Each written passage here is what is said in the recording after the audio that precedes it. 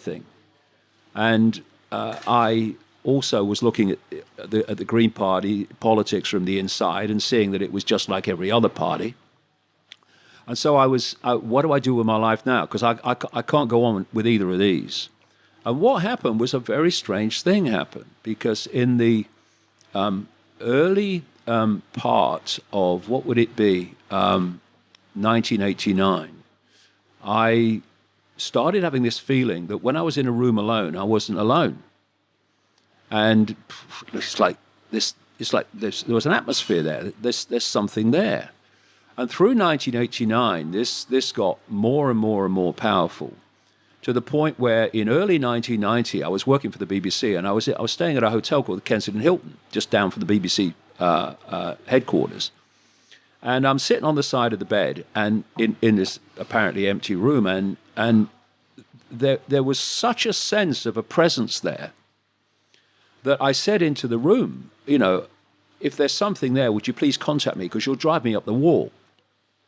Few days later, I'm on the seafront with my son Gareth, little boy then, in Ryde, where I live on the Isle of Wight, and I go into this newsagent shop where Gaz was looking at one of the books, and I said to him, "Come on, Gaz, we'll go and get some lunch in the town." And as I said it, it was like the atmosphere changed, like the energetic field around me changed.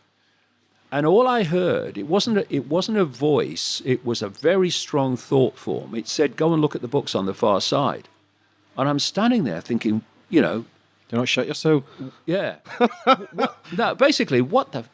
And so I start walking across to the books in a daze, thinking, what is happening? And I knew this bookshop. The books it sold were for, the tourists that come to the Isle of Wight. They were basically Mills and Boon and perfectly formed English roses and having relationships with perfectly formed, uniformed soldiers and all this stuff. So I'm thinking, what am I going over here for? But right in the middle of these books was one called Mind to Mind by a woman called Betty Shine. A picture was on the front. It was different to the others, so I picked it up and I turned it over and I read the blurb. And she was a psychic. An English psychic, and she was telling her life story. So I bought the book, read it in 24 hours, found it very interesting, contacted her, because I wanted to go and see if she would pick up what the hell was happening around me for the last year.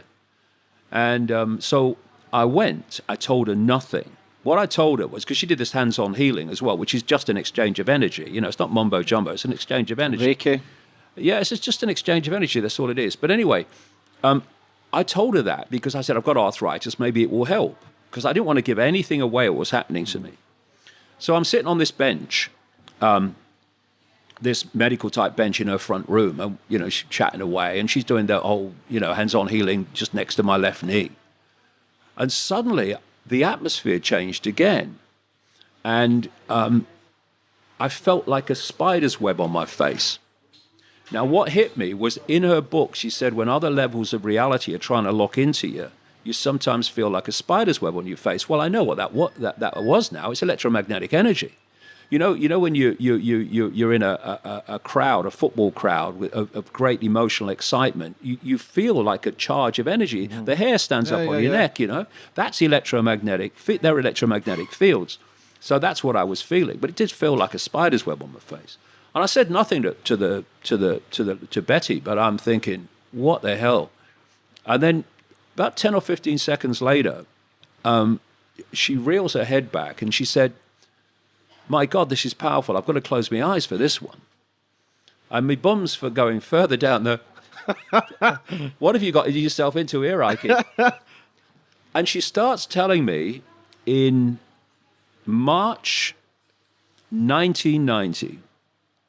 that I'm going to go out on a world stage and reveal great secrets. I would face enormous opposition, but they, whatever that is, would always be there to protect me.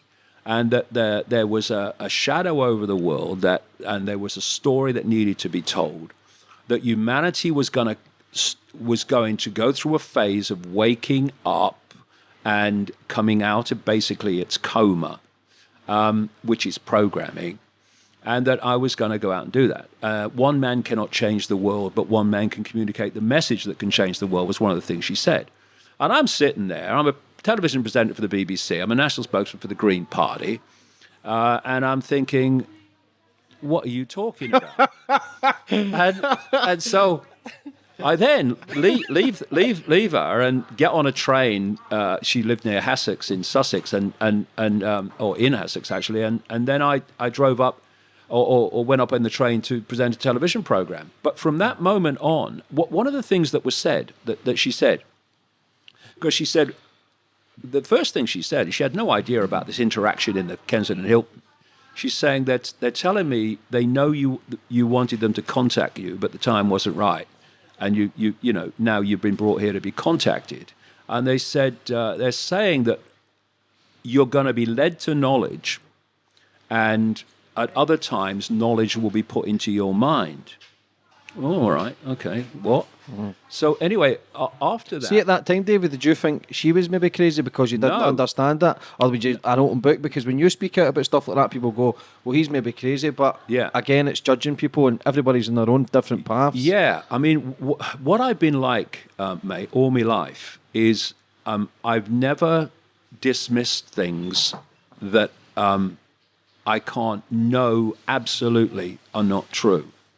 I have this policy. I put things on the back burner and I see what comes. And if more information comes to support it, there comes a point where there's so much information supporting that it crosses the line, and you start to say, okay, I accept this is what's happening. But I don't just dismiss things, and never have, on the basis that they're different, just being the way I've always been. Was that the start of your journey then, going to this woman and everything, like awakening, a spiritual awakening? Yes, it was. And one of the things was that, it was going to be tough. And so when I left her house and got on with my life, very, very quickly,